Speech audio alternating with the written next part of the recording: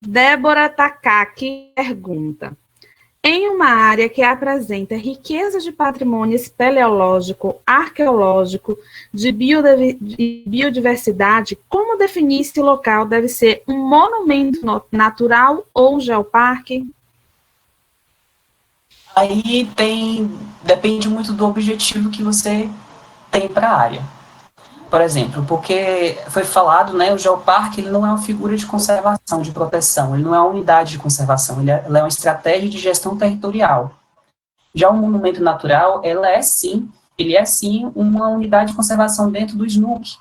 Então, se você tem como foco uma conservação mais estrito sensu, uma conservação mais restritiva desses elementos, talvez seja mais interessante você propor um monumento natural para sua área. Mas se você pretende traçar relações maiores com a comunidade e uma conservação indireta por meio de educação ambiental, talvez a estratégia do geoparque seja melhor aplicada, porque o geoparque ele parte disso.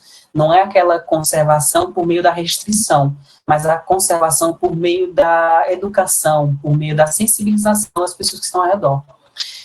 Quanto a essa questão dos diferentes tipos de patrimônio, o patrimônio geológico, ou geopatrimônio, ele sempre vai estar interligado, muitas vezes você vai ter um geossítio, inclusive no Geoparque São Desidério, que tem pinturas rupestres, então o patrimônio arqueológico está atrelado ali. Se você for pensar a pintura rupestre, ele está pintada a tela, no caso, é a própria rocha, é o próprio elemento da biodiversidade.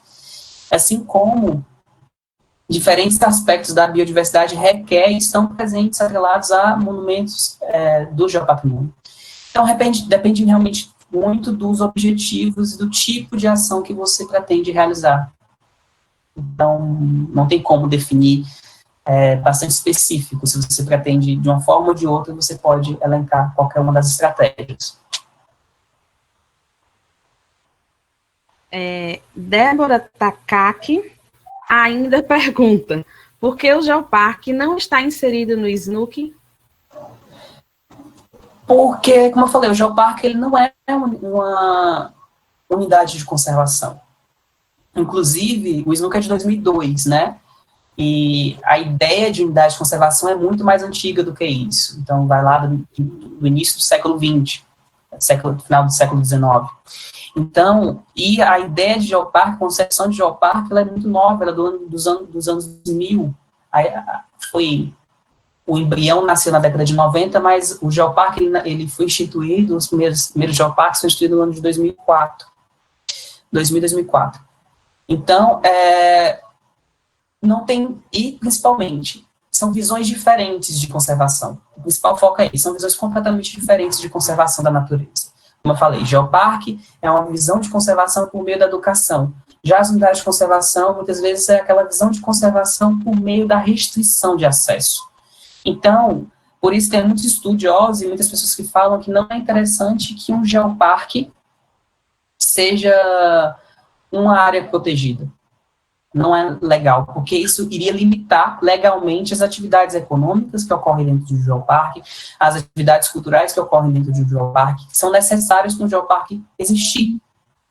Então, dentro de um geoparque pode ter unidades de conservação, mas um geoparque não pode ser, na sua área completa, uma unidade de conservação, porque isso iria limitar muito as ações diversas de um geoparque, as ações de conservação, de valorização, de divulgação, e até de monitoramento.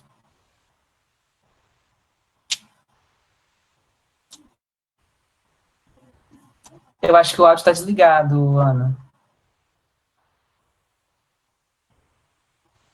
Ai, desculpa, que às vezes a gente esquece. Iago Bruno pergunta: diante das condições da geodiversidade e do geopatrimônio, quais são as estratégias para o geoturismo em São Desidério? O geoturismo em São Desidério Eu lembro que, quando eu fui para o mestrado, a minha proposta de mestrado era estudar São Desidério. Eu fiz o mestrado aqui na Estadual do Ceará, porém, devido a dificuldades logísticas, eu não estudei São Desidério. Mas por que eu falo isso? Porque São Desidério é um lugar incrível. Ela tem uma geodiversidade única, uma riqueza espeleológica, a Caixa de São Desidério é incrível. Então, se você olhar outros locais no Brasil que apresentam um potencial espeleológico, como utilizar esse potencial para o ecoturismo, para o geoturismo, então você percebe que São Desidério tem um potencial incrível atrelado a esses aspectos. Como fazer isso? Eu acho que está começando bem, porque quando você propõe um geoparque, você traz com ele todo um arcabouço teórico, um arcabouço metodológico, um arcabouço de princípios que estão inseridos no geoparque. Então, se você pensa no Geoparque São Desidério, o turismo do Geoparque São Desidério ele não vai ser um turismo de massa, pela lógica. Ele vai ser um turismo comunitário de base local, porque um geoparque, ele propõe isso nas suas atividades turísticas. Ele não propõe um turismo de massa. Então, eu só vejo coisas boas. Eu acho que começou bem com essa proposta de geoparque, começou bem com o inventário que foi realizado, com a avaliação que foi realizada pelo geógrafo, pelo professor Ricardo Fraga, elencou locais interessantíssimos, que conta realmente a história evolutiva dessa região, inclusive com potencial para expandir esse inventário para zonas que vão além dessa parte cárstica, né, e não lá para mais para a área da Chapada, a área onde está lá as veredas e os nascentes dos rios, apresenta um potencial estético muito interessante, e tem um potencial gigantesco para o desenvolvimento do geoturismo no seu sentido mais puro, realmente.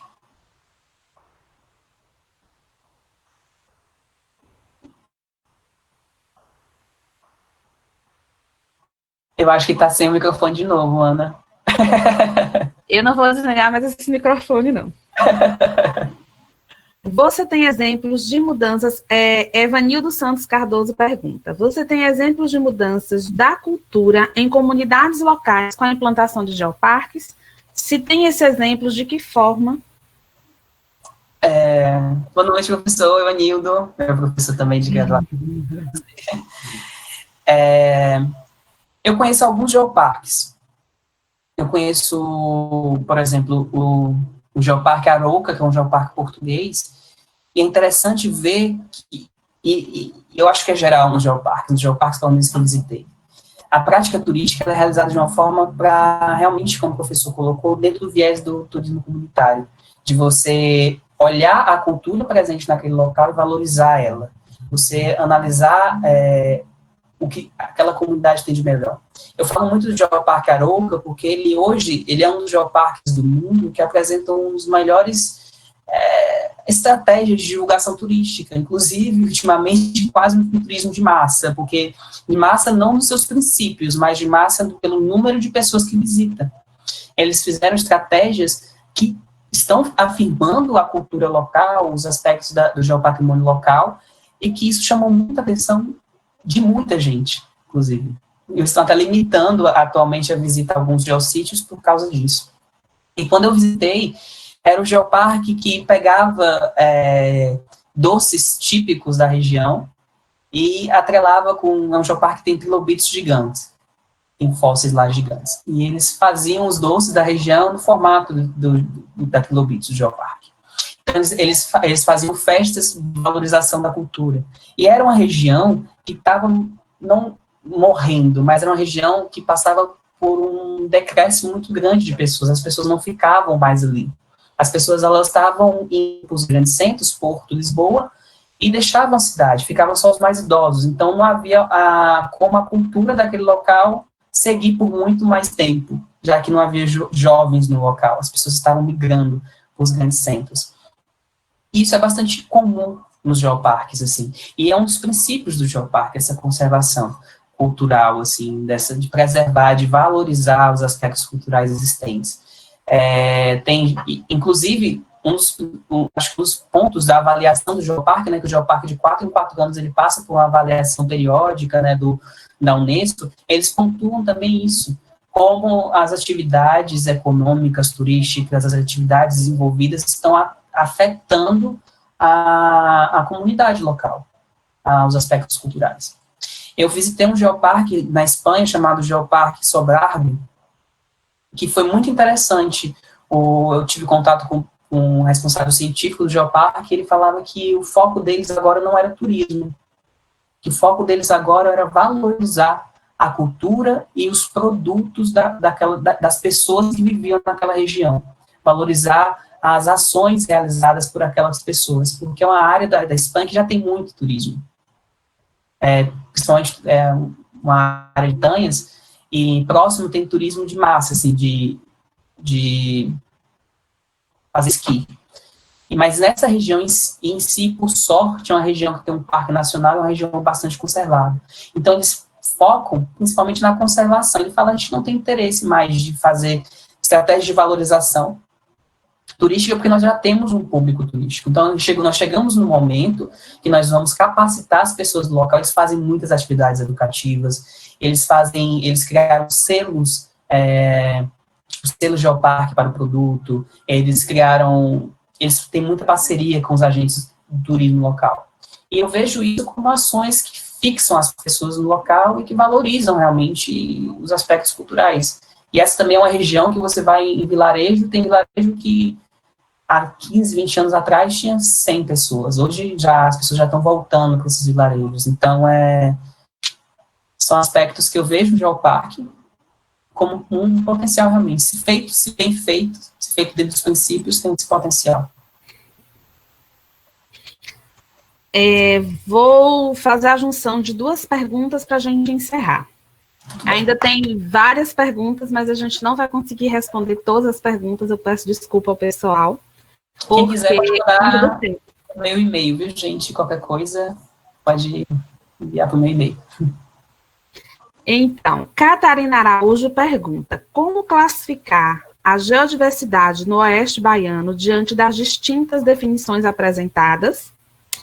E Cassiana pergunta: os geoparques também podem ser inseridos em mosaicos de áreas protegidas? Indo para a pergunta de Catarina. Uma coisa que você tem que ter em mente também, que eu acho até que eu não falei, mas o estudo da geodiversidade é diferente do estudo do geopatrimônio. A geodiversidade, como eu falei, ele é um conjunto de elementos abióticos da paisagem. Então, quando você fala de geodiversidade do oeste da Bahia, você vai falar do Grupo Urucuia, das rochas sedimentares do Grupo Urucuia, você vai falar dos rios em padrão paralelo, da bacia do Rio Grande, você vai falar das áreas do vale ali, da região de Barreiras. Então, isso, os aspectos geomorfológicos, geológicos, cada um desses pormenores, assim, abiótico da paisagem é um elemento da geodiversidade. Quando você fala de geopatrimônio, você vai ver quais desses elementos do oeste da Bahia, geológicos, geomorfológicos do oeste da Bahia, que são excepcionais do ponto de vista científico, educativo, cultural. Então, pensando no geopatrimônio do oeste da Bahia, nós temos muitos pontos. As nascentes dos rios são muito interessantes, porque são áreas que trazem, geralmente são veredas, então traz uma configuração geomorfológica e biológica muito única. As cachoeiras também, que contam uma história evolutiva da evolução do relevo, da evolução do relevo realmente, o retrocesso da escarpa, da zona de escarpa. Então, nós temos as cavernas de Sudesdere também, que já contam outro aspecto. Então, o geopatrimônio dessa região, ele é bastante diverso. Entretanto, ele está localizado principalmente nessa zona do contato entre a Chapada do Urucuia e as zonas de vale, tá? Principalmente nessas áreas, porque as áreas da Chapada, onde estão as nascentes, talvez seja o principal expoente, elas são relativamente monótonas, geológica e geomorfologicamente falando. Então, o que eu queria passar principalmente é isso, que há uma diferença entre você falar isso da geodiversidade, quando você fala de geodiversidade, você dá tudo que tem abiótico ali naquele local. Geopatrimônio não, aí você já vai pegar só os que têm valor excepcional. Então, são estudos bem diferentes, assim, da temática. A segunda, eu esqueci. Desculpa. A segunda é se os geoparques podem ser inseridos em mosaicos de áreas protegidas. Legalmente, não. Porque o geoparque não é uma área protegida. Porém, nada impede de um geoparque, da gestão de um geoparque, dialogar com a gestão dessas áreas protegidas que estão no seu interior ou que estão ao seu redor. E dialogar como? Dialogar propondo estratégias conjuntas de conservação da natureza, estratégias conjuntas de valorização cultural, estratégias conjuntas de educação ambiental, já que o geoparque, tanto o geoparque quanto as unidades de conservação, eles têm, dentro dos seus objetivos, todos esses aspectos. Então, legalmente, não tem como um geoparque se atrelar a uma unidade de conservação. Porém, isso não impede do diálogo. Na verdade, é bom que ocorra o diálogo entre os geoparques, e entre o geoparque em si, e entre os geoparques e as unidades de conservação. O geoparque, ele é um ambiente, ele é uma estratégia de gestão territorial muito pautada no diálogo entre os diferentes atores do território. Acho que é isso. Muito obrigada, Suede. Eu que agradeço. Muito obrigada pela sua explanação, pelas dúvidas que foram tiradas, por estar presente conosco aqui.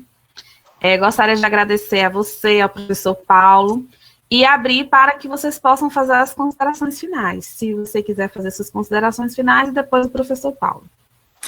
Eu gostaria de agradecer novamente o convite. Foi um prazer muito grande estar nesse momento, porque, como eu falei, eu sou filho dessa terra, eu sou barreirense do pé rachado, com a poeira no pé, e tenho muito orgulho de ser dessa região, e eu vejo nessa proposta de geoparque, nessas atividades de cunho mais comunitários, uma saída para uma população que não foi abrangida pelo aquilo que rege a economia da nossa região, né?